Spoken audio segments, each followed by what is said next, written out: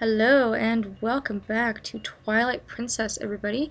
Last video, we made it to the very end of the Palace of Twilight, and we're gonna go see what's behind our boss door. We're gonna get out of this place and get to the bottom of it. So, let's go.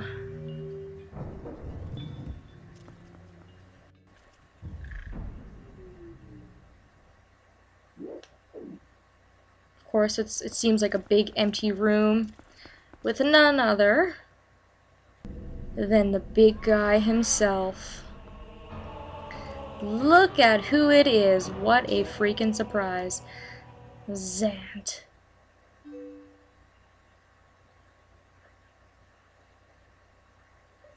Isn't this ironic? Here we are, all thanks to the dark magic curse you placed on Link.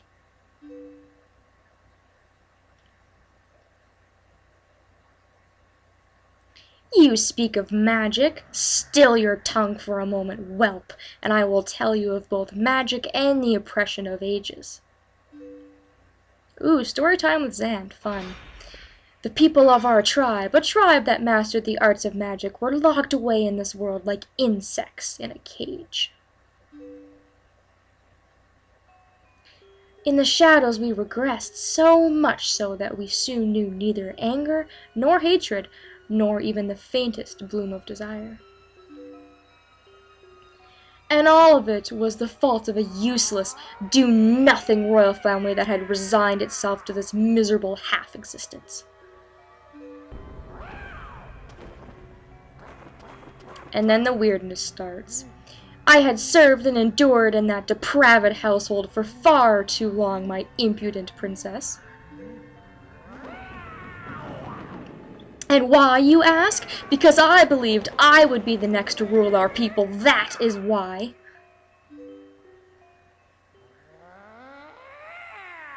But would they acknowledge me as their king? No, and as such I was denied the magic powers befitting our ruler. It was then, in the thrall of hatred and despair, that I turned my eyes to the heavens and found a god.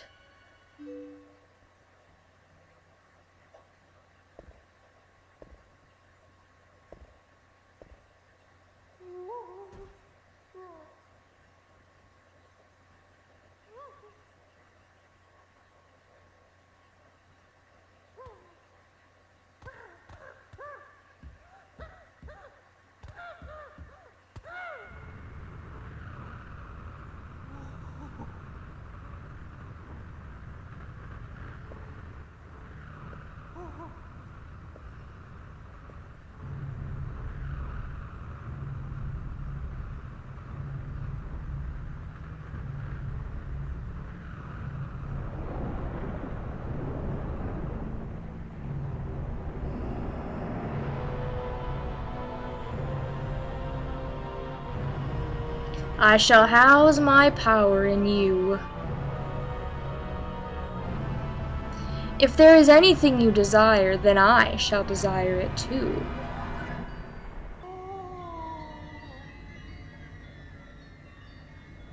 Big floating Ganon head's kinda creepy. My god had only one wish.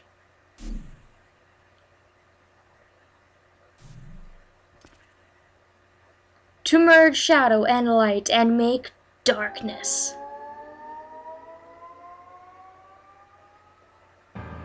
And this is the usurper king Zant. So we finally get to face him. I kind of like Zant better when he was evil and not when he was crazy and is just completely lost his mind. So, alright, so for the boss battle with Zant, it is rather interesting. I quite like this boss battle. However, I seem to just not be very good at it for whatever reason, which is weird because it's actually pretty easy. What he's going to do is he's going to bring you back through areas that you fought other bosses in. So you're going to need to use previous dungeon items to your advantage, and then you're going to need to use your light sword, of course, to cause damage to him. So, of course, in the forest area, we're going to need to use our Gale Boomerang, just like we were doing with the boss of this temple. So you basically use the dungeon item that you got in the dungeon, And after 6 hits, I do believe, he will change temples, so... Alright, so in this area, you don't really need your boots. You can have them if you want, but he's pretty predictable and pretty easy to see what he's doing. First of all, he's going to stomp on the edges, and then he will stop and he'll fire bolts at you, or pink bolts, or whatever the hell, energy bolts, and that's all he's going to do. He's just got those 2 primary attacks, so when he's stomping on the edge, you pretty much just want to sit here with your boots, watch where he's going to go, and then when he starts to fire those energy balls, you just go up ahead and you attack him. So it's pretty easy. You can also attack him when he is stomping on the edge. I just prefer not to because I don't really feel like falling in lava. So anyways, that's that. Next temple that we have is the water temple. So we're going to need a couple items for this. First of all, we're going to put on our Zora armor.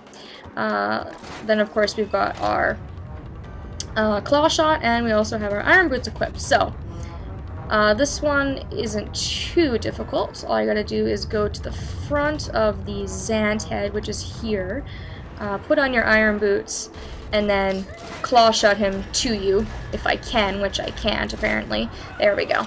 And then just hit him with your sword a couple of times. Once you've done this once, he's going to close himself in, and then he's gonna summon more of the Zant statues. And then you'll have to just choose between 4 of them, I do believe. So he'll surround you with a bunch of the freaky Zant statues, and then you just gotta wait to see which one he's in, swim towards it, and then hopefully bring him in. This one is a little more difficult just because he really doesn't give you a lot of time to get to him.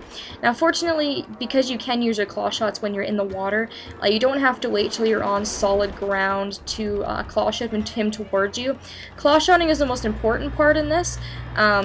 You can then, of course, use your iron boots. You have to use your iron boots to be able to actually use your sword. So once you've got him right where you need him, this is pretty easy. So that's it for that part. Next temple we've got, actually he goes back to this temple, which is kind of strange. Of course here all you gotta do is just do what you did with the monkey, make him woozy or dizzy by knocking on the place he's standing, and then I think what they want you to do is bring out the Gale Boomerang to knock him over the edge, but you can do it with any item. I already have the claw shot equipped, or double claw shot, so I just use that to just give him the final push off the platform. This one's definitely the easiest area. It's pretty much no problem at all, so. When you're doing these battles, you'll notice there's a very, very common pattern with Zant. Very, very predictable, and this is more just kind of nostalgia than anything else, and it is pretty cool. So this one, of course, just like what we did when we fought poor little Yetta, go ahead, take out your ball and chain.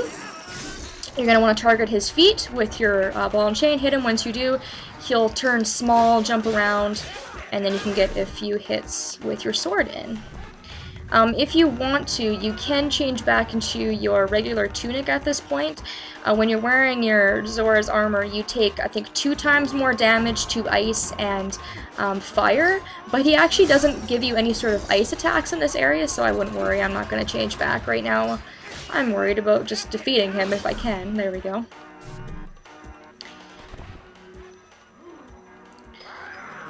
And then finally, he's pretty much all out of ideas, so we fight him in his own unique boss battle. So here we go. This is the actual sort of Zant battle itself. He's a like scythe kind of sword user, and he comes at you with all these bizarre movements. I don't know.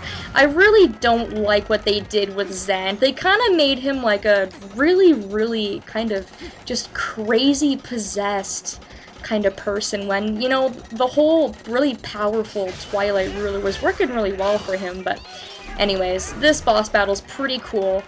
He teleports, which is very, very irritating. Because he can come up behind you and he can do some major damage. I think every single time he hits you is either a quarter heart or a half a heart. I'm not too sure. When he's in this spinning stage, as far as I know, you can't hit him. After you do enough damage to him, I think he also mixes it up, where he will do the spinning and then he'll do the regular sword attacks, whereas before what he would do is he would do the 3 sword attacks and then the spinning attack. So now you can see he's going to do a lot of spinning. This attack by far does the most amount of damage, so I really try my best not to get hit by that if I can, although sometimes it's really difficult to see. So those are his only 2 moves, and yeah, kind of an interesting battle. But it's really not the most difficult, and yeah, like I said, Zant's kind of just gone crazy. He's just kind of gone insane. I don't really know what happened to him, but either way. When you stop spinning, of course, you have a lot of time to hit him, so there we go. He kind of reminds me of a child. He's like throwing a hissy fit because he lost.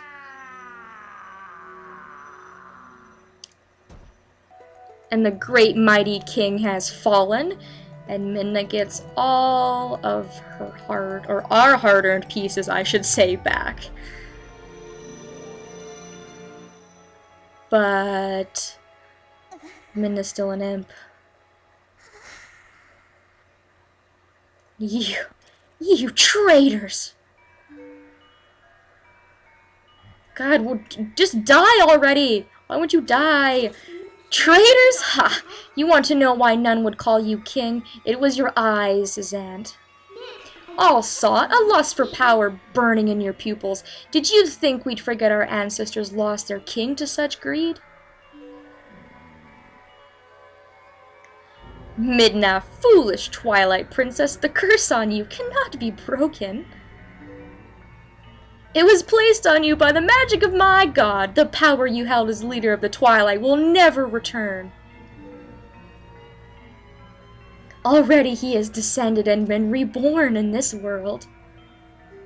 As long as my master Ganon survives, he will resurrect me without cease. Oh great, he's immortal.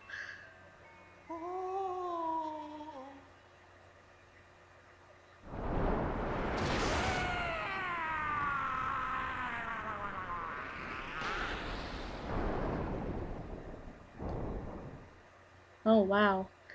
I used just a fraction of the power that's in me now. I did that using only a fraction of my ancestors' magic?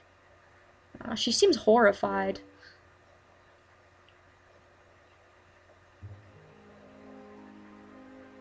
I guess she is a powerful leader after all. Link, now's the time. We must save Zelda. The evil power Zant was wielding, I couldn't take it from him, but at least I still have the magic of my ancestors. With it, I can return the cherished power Zelda bestowed upon me.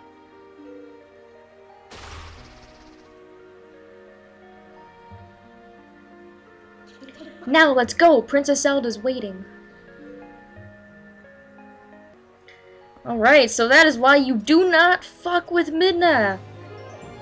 So there we go, Zant is defeated, peace is somewhat restored to the Twilight Realm. This final heart container makes all 20 hearts in the game completed, so that is another collection out of the way, and we are done in this place. So I want to thank everybody so much for watching. Next video, we will return to the world of light, and hopefully we will take care of the remaining problems in that world. Thanks for watching, everybody, and I hope that I will see you next time.